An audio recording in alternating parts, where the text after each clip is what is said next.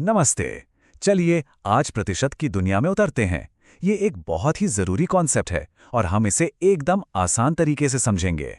अच्छा, कभी सोचा है कि स्टोर में मिलने वाले डिस्काउंट, एग्जाम में आने वाले स्कोर या फिर फोन की बैटरी, इन सब में कॉमन क्या है?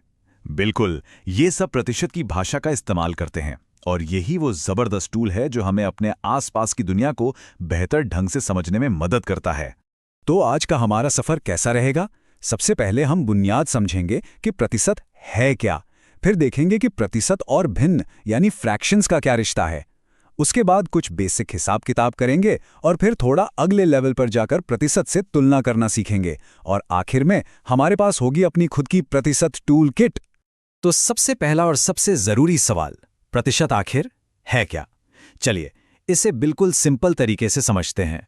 तो देखिए, प्रतिशत का मतलब बहुत सीधा है। ये बस एक खास तरह का भिन्न है। शब्द प्रतिशत को अगर तोड़ें तो बनता है प्रति 100, मतलब हर 100 में से कितना। तो जब हम कहते हैं 50%, तो इसका मतलब है 100 में से 50, बस इतना ही। यहाँ इस तस्वीर में यही कॉन्सेप्ट बहुत अच्छे से समझाया गया है, कैसे प्रतिशत को भिन्न में बदलते हैं और भिन्न को प्रतिशत में। ये वो नींव है जिस पर हम आगे की पूरी इमारत खड़ी करने वाले हैं। ठीक है, तो अब जब ये पता चल गया है कि प्रतिशत क्या है, तो चलिए एक बहुत जरूरी स्किल सीखते हैं और वो है प्रतिशत को भिन्न में और भिन्न को वापस प्रतिशत में बदलना। ये बहुत काम आता है। किसी भी प्रतिशत को भिन्न में बदलना, अरे ये तो बच्चों का खेल है। बस 2 सिंपल स्टेप्स हैं। जैसे यहां देखिए 40%। इसे भिन्न में बदलने के लिए हम बस इसे 40/100 लिख देते हैं और फिर जब हम इसे थोड़ा आसान करते हैं, मतलब काटते हैं, तो ये बन जाता है 2/5। है ना एकदम आसान? अच्छा, तो अब इसका उल्टा करना हो तो, मतलब किसी भिन्न को प्रतिशत में बदलना हो तो क्या करेंगे? वो भी उतना ही आसान है। और यहां देखिए एक बहुत कॉमन भिन्न है 1/4। इसे प्रतिशत में बदलने के लिए हम बस इसे 100 से गुणा कर देते हैं और जवाब आ गया 25%। देखिए, कुछ ऐसे कॉमन कन्वर्जन हैं जिन्हें अगर याद रख लें तो कैलकुलेशन बहुत तेज हो जाती है। जैसे हाफ का मतलब हमेशा 50% होता है या 1/4 का मतलब 25%। ये मेंटल मैथ्स के लिए बहुत काम की चीज है। ये जो तालिका है इसमें और भी बहुत सारे कन्वर्जन दिए गए हैं। अब इन सब को रटने की कोई जरूरत नहीं है, लेकिन हाँ, अगर इस टॉपिक को एकदम पक्का करना है तो ये एक बहुत बढ़िया रिसोर्स है। ठीक है, तो थ्योरी तो बहुत हो गई। अब जब हमने ये बेसिक बातें समझ ली हैं, तो चलिए कुछ असल जिंदगी की प्रॉब्लम्स को सॉल्व करते हैं। ये एक बहुत ही क्लासिक प्रॉब्लम है, 500 का 20% निकालना। सोचिए आप किसी रेस्टोरेंट में हैं, बिल आया 500 रुपए और आपको 20% टिप देनी है। तो कैसे पता करेंगे कि कितने पैसे देने हैं?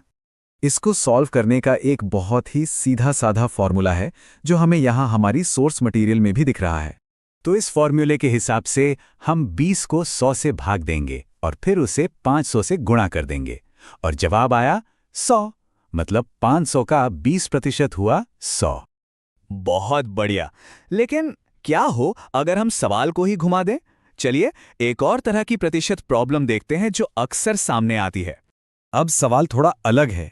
यहाँ पूछा जा रहा है कि 100 50 का कितना प्रतिशत है। यहाँ हम दरअसल 2 नंबरों की तुलना कर रहे हैं। इसके लिए भी एक फॉर्मूला है, जैसा कि यहाँ दिखाया गया है।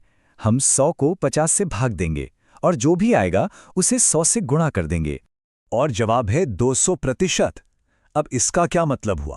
अरे इसका सीधा सा मतलब है कि 100 50 का 2 गुना है। तो जब भी कोई प्रतिशत 100 से ज्यादा हो तो समझ जाइए कि हम असल रकम से भी ज्यादा की बात कर रहे हैं। ठीक है, तो हमने काफी कुछ समझ लिया है। अब आखिर में चलिए इन सारी बातों को एक साथ एक क्विक प्रतिशत टूल किट में समेट लेते हैं। ये है वो सबसे जरूरी फॉर्मूले जो हमने देखे। प्रतिशत को भिन्न में बदलना, भिन्न को प्रतिशत में बदलना, किसी नंबर का प्रतिशत निकालना और 2 नंबरों की तुलना करना। ये समझिए कि ये हमारी पूरी प्रतिशत टूल किट है। तो अब आप देख सकते हैं कि प्रतिशत सिर्फ मैथ्स की किताबों के लिए नहीं है। ये तो एक जबरदस्त लेंस है जिसे हम आंकड़ों को, फाइनेंस को और अपनी रोजमर्रा की जिंदगी की बहुत सी चीजों को बेहतर समझ सकते हैं। तो अगली बार जब न्यूज में कोई आंकड़ा देखें या दुकान पर कोई डिस्काउंट, तो आपको ठीक ठीक पता होगा कि इसका असली मतलब क्या है। हमारे साथ जुड़ने के लिए धन्यवाद।